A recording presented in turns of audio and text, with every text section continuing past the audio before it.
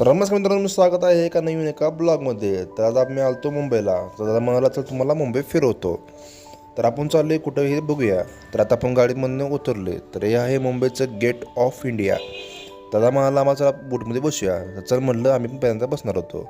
तर पुढचं दृश्य बघूया एका गाण्याच्या माध्यमातून.